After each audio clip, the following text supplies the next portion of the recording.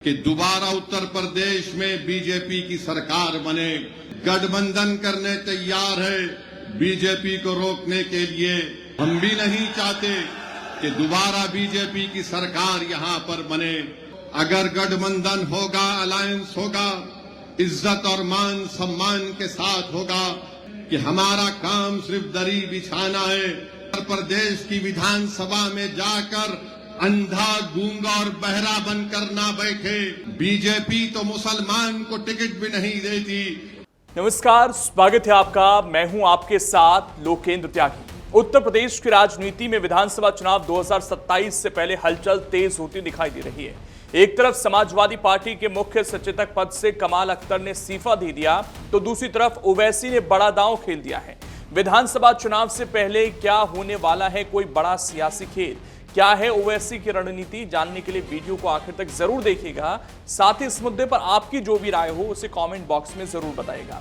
दरअसल समाजवादी पार्टी के भीतर चर्चा उस समय तेज हो गई जब विधानमंडल में पार्टी के मुख्य सचेतक पद से कमाल अख्तर ने अपने पद से इस्तीफा दे दिया। यह फैसला ऐसे वक्त में आया जब पार्टी विधानसभा चुनाव की रणनीति को मजबूत करने में जुटी हुई है। राजनीतिक जानकार इस घटनाक्रम को सामान्य प्रशासनिक बदलाव मानने के बजाय पार्टी के अंदर चल रही गतिविधियों से जोड़कर देख रहे हैं। बताया जा रहा है कि कुछ दिन पहले लखनऊ स्थित समाजवादी पार्टी मुख्यालय में पार्टी अध्यक्ष अखिलेश यादव की मौजूदगी में एक अहम बैठक आयोजित की गई थी। इस बैठक के दौरान मुरादाबाद के सांसद रुचि वीरा और विधायक कमाल अख्तर के बीच कुछ मुद्दों को लेकर बातचीत तेज हो गई। मामला बढ़ने पर पार्टी नेतृत्व को बीच में आकर स्थिति संभालनी पड़ी। हालांकि इन तमाम चर्चाओं के बीच कमाल अख्तर ने साफ किया कि उनके इस्तीफे को किसी विवाद से जोड़कर ना देखा जाए। उनका कहना है कि फैसला पार्टी नेतृत्व के निर्देश के अनुसार लिया गया और संगठन के प्रति उनकी प्रतिबद्धता पहले जैसी बनी हुई है। मैंने क्या कहा, इस चीज का कोई लेना देना ही नहीं है। कोई लेना देना नहीं, वो अपना काम कर रही है, मैं अपना काम कर रहा हूँ। कोई मन मुटाव, अगर कोई बात, मेरा कोई मन मुटाव नहीं है। अगर कोई बात है तो उनसे बात करिए, वो कुछ बात बोलती है। इधर इस पूरे मामले पर प्रतिक्रिया देते हुए समाजवादी पार्टी सांसद रुचि वीरा ने भी कहा कि पिछले कुछ दिनों में जो घटनाक्रम चला उसकी जानकारी आलाकमान को दी गई थी। उन्होंने इसे संगठनात्मक अनुशासन बनाए रखने की दिशा में उठाया गया कदम बताया और इस फैसले का स्वागत भी किया।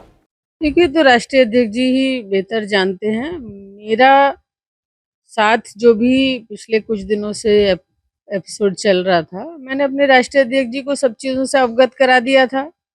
अब उन्होंने सही सोचते हुए या एक अनुशासन बनाए रखने के लिए जो भी कदम उठाया है, मैं उनका धन्यवाद करना चाहती हूँ और प्रशंसा करती हूँ इस बात की, क्योंकि वो हमेशा ही महिलाओं का सम्मान करते हैं और पार्टी में अनुशासन बनाने का प्रयास करते हैं। यहां गौर करने वाली बात यह है कि कमाल अख्तर का इस्तीफा ऐसे समय में आया जब एआईएमआईएम चीफ असदुद्दीन ओवैसी उत्तर प्रदेश की राजनीति में अपने पांव जमाने की कोशिश कर रहे हैं। बिजनौर में आयोजित एक जनसभा के दौरान ओवैसी ने अपने समर्थकों को संबोधित करते हुए ऐसा संदेश दिया जिसे कई लोग विपक्षी राजनीति के लिए संकेत मान रहे हैं। सभा में ओवैसी ने मंच से साफ कहा कि मुस्लिम अब सिर्फ दरी नहीं उठाएंगे। उन्होंने कहा कि जो लोग बीजेपी को हराने के लिए हमारे साथ गठबंधन करना चाहते हैं उनके लिए ओवैसी खुद चलकर जाएंगे। दरअसल ओवैसी की पार्टी ने कई बार यूपी और बिहार जैसे राज्यों में आरजेडी सपा से नाराज मुस्लिम नेताओं को चुनाव में प्रत्याशी बनाया है। ऐसे में राजनीतिक गलियारों में चर्चा है कि ओवैसी सपा के नाराज मुस्लिम नेताओं को आगे भी अपने साथ जोड़ने की कोशिश कर सकते हैं। उन्होंने क्या कुछ कहा, आप सुनिए। यकीनन हम भी नहीं चाहते कि दोबारा उत्तर प्रदेश में बीजेपी की सरकार बने। मैंने पहले भी कहा और आज भी कह रहा हूं कि अगर कोई हमसे गठबंधन करने तैयार है बीजेपी को रोकने के लिए, तो असदुद्दीन ओवैसी आधे रास्ते तक पैदल चलकर आने तैयार है। हम भी नहीं चाहते कि दोबारा बीजेपी की सरकार यहां पर बने।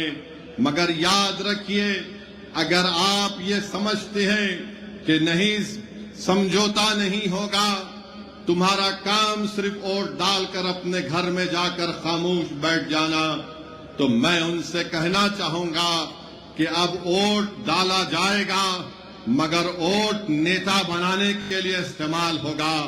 वोट किसी पार्टी को बचाने के लिए नहीं इस्तेमाल किया जाएगा। मेरे अजीज दोस्तों और बुजुर्गों, अगर गठबंधन होगा, अलायंस होगा, इज्जत और मान सम्मान के साथ होगा, तो यकीनन असदुद्दीन ओवैसी और मजलिस इत्तेहादुल मुस्लिमीन उस गठबंधन के साथ काम करने को तैयार है। हम पूरी कोशिश करने तैयार है कि दोबारा भाजपा की सरकार उत्तर प्रदेश में ना बने, मगर अगर आप ये समझते हैं कि हमारा काम सिर्फ दरी बिछाना है, तो याद रखो अब कोई दरी नहीं बिछाएगा। अब दरी बिछाने के दिन खत्म हो चुके हैं, चाहे वो नौजवान हो, चाहे वो बुजुर्ग हो, यह हमारी इज्जतदार माँ और बहनें हैं, वो इस बात को महसूस कर लिए हैं कि अब दरी नहीं बिछाएगी, अब हक की और मान सम्मान की लड़ाई होगी।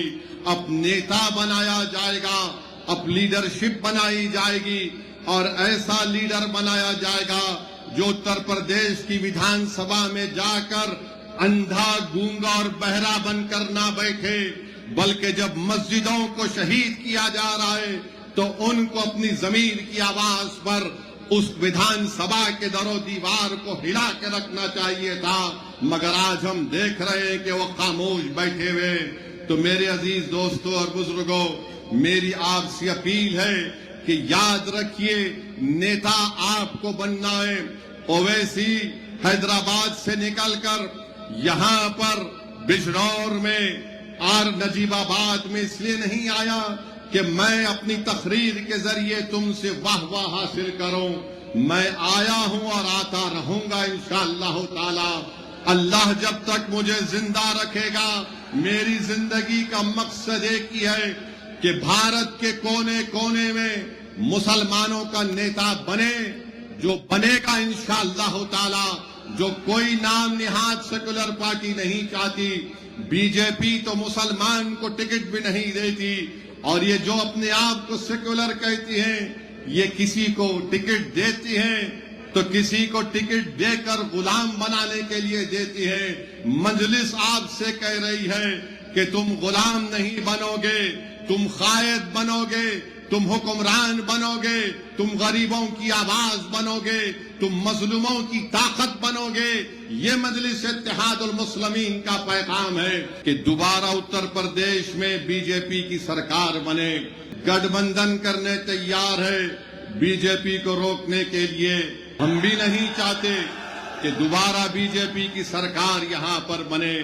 अगर गठबंधन होगा, अलायंस होगा, इज्जत और मान सम्मान के साथ होगा कि हमारा काम सिर्फ दरी बिछाना है। उत्तर प्रदेश की विधानसभा में जाकर अंधा, गूंगा और बहरा बनकर ना बैठे।